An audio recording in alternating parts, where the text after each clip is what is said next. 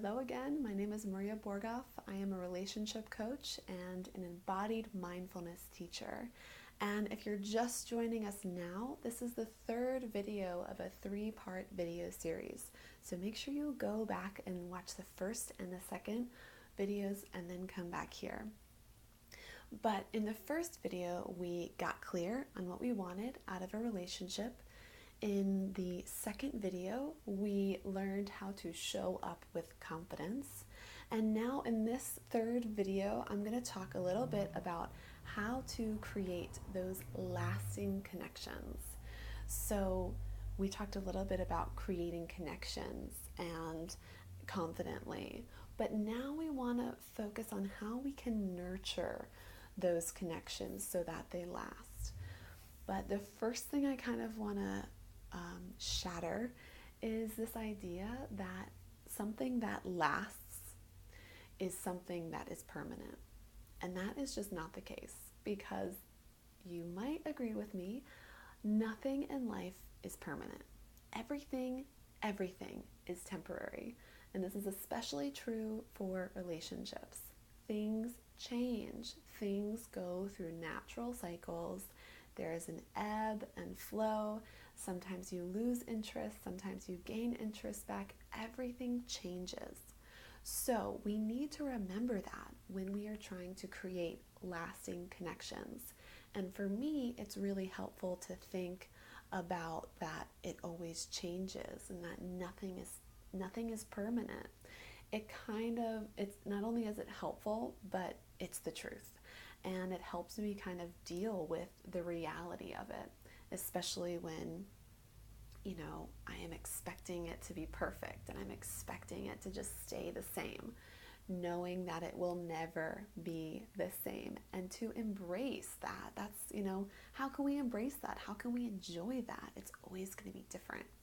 So in order to create a lasting connection with the understanding that nothing is permanent, everything is temporary, I like to focus on three things. So the first is authenticity, right? So we have this little problem in our culture where we say the word should a lot. And we compare ourselves, our relationship, our job, our status to other people. And when we say the word should, when we say a good relationship should be this, or I should be here at this point in my life, I am this amount of years old, I should be at this place. When we say the word should, I like to think of it as we are shoulding all over ourselves, and it's pretty gross. We should stop saying the word should, basically. But when we do that, when we say the word should, we are just comparing ourselves to this external standard that was set by other people. And when we compare ourselves, we are not acting from an authentic place. We are not asking ourselves, what do I want? What do I think a good relationship is? What do I want at this point of my life, at this, age, or whatever it is, whatever you're comparing against other people, I invite you to stop looking outward and saying this is the way it should be, this is the way it should not be, and ask yourself, what do I want? What do I think? What feels authentic and aligned for me? Because that's the only way that you can be authentic, and that's the only way that you can create a connection that you want to make last, is if you're asking yourself those questions. So instead of saying the word should, ask yourself, what do I want it to be? Number two, so the first is authenticity. The second is truthfulness. And if you're watching this video, most likely, hopefully, you believe that truthfulness is a fundamental element in building a relationship and in maintaining a relationship. If you don't think that truthfulness is important and necessary, then you should probably stop watching this video, because that's what I believe, that's what I teach. But there is this fine line between truthfulness and too much information, right? We've all kind of said those things where we're like, oh, like I might have said too much. Did I make this person uncomfortable? We kind of dance along that line, and that's okay. We all make mistakes. We all say a little bit too much. We kind of put too much out there sometimes. Sometimes we don't say enough. Sometimes we're not truthful enough. And that kind of plays into how authentic we are being, how much we're putting ourselves out there. But in order to dance that line between being truthful and giving too much information, we have to be able to put ourselves in another person's shoes, right? It's a common saying. We all have this concept of being able to put ourselves in someone else's position and kind of ask ourselves, is this person enjoying what I'm telling them? Do they look bored, And sometimes, not all of us have that ability, that intuitive ability to read someone and say, like, oh yes, they're enjoying or not, they're bored, And a lot of us too have a lot of mental stories that are rooted in our own fears and insecurities, where we tell ourselves that people are bored with us even though they're not. So that can get a little tricky. But what I want to kind of open up is we can ask people, like, if you're telling someone something and you're not sure if it's too much information, if you should stop, if you should keep going, if you feel unsure, you can ask them, hey, like, is this something you're interested in? Like, can I keep going? I don't want to bore you. And we don't need, that's not an awkward question. We could just get over the fact that you feel like it's awkward, because it's not. It's being truthful. It's asking someone, hey, I'm not sure if you're enjoying this. Like, are you enjoying this? Like, I'll keep going. And if not, then I'll stop. Then it's too much information. So getting comfortable with finding that line.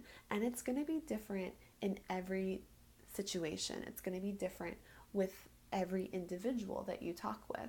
But learning how to dance that line, how to be as truthful as you can be while also making an authentic connection with someone. So the third thing, the first being authenticity, the second being truthfulness, the third being gratitude. And in this case, I'm really talking about expressing your appreciation. So all of us, everyone in the world, every single person, broad claim, but every single person wants to be seen, wants to be heard, wants to be loved. We all crave those things. And so we have to learn how to give love. If we want to receive love, we have to learn how to give it.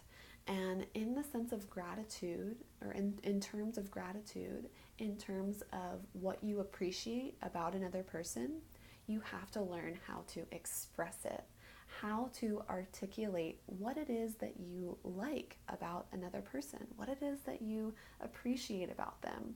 This could be, giving them a compliment about how they dress. Oh, you look so nice today, or something like that.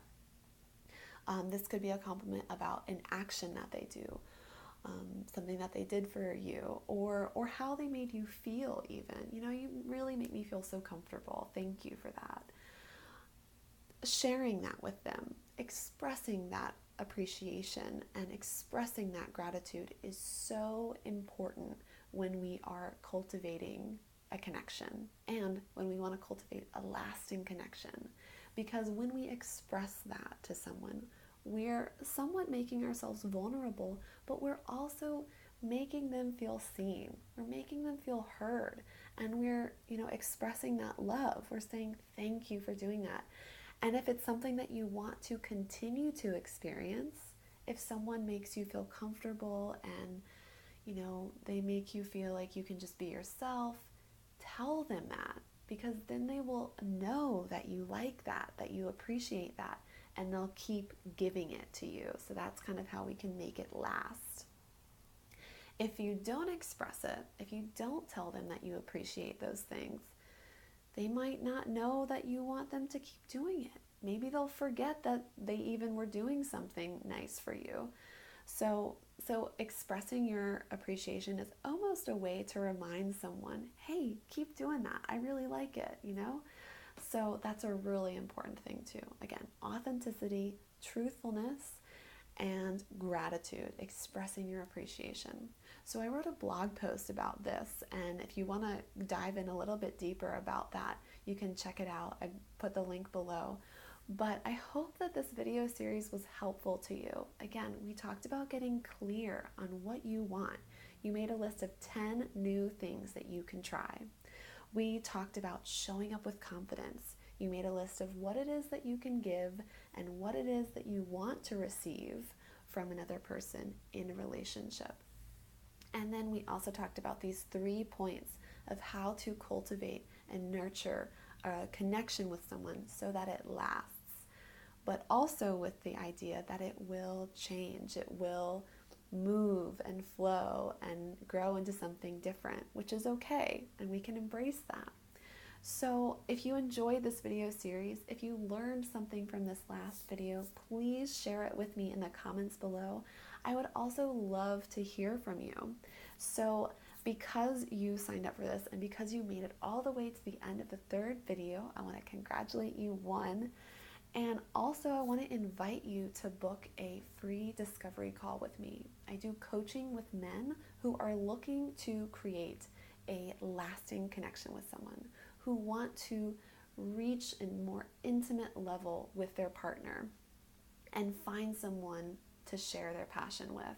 So if this sounds like you, if this sounds like you want some more support on this path to discover love and to feel fulfilled in your love life, then I really want to invite you to contact me and we'll set up a call, we'll talk, and I'll help you create a really clear action plan for what you can do starting right now to move closer to what you want to achieve, whether that's meeting someone new, whether that's starting to date, whether that is meeting that right person that will give you what you want, or even if you're in a relationship with someone already or just started a new relationship, to meet someone on a more intimate level and to really create a lasting and meaningful connection with someone.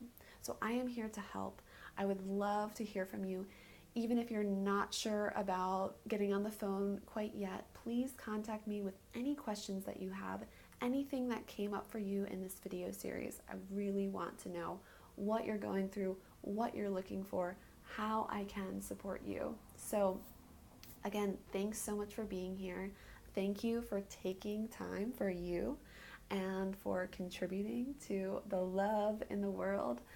And again, I hope to hear from you. And again, please share this with anyone that will benefit from this video series. And I'll talk with you soon.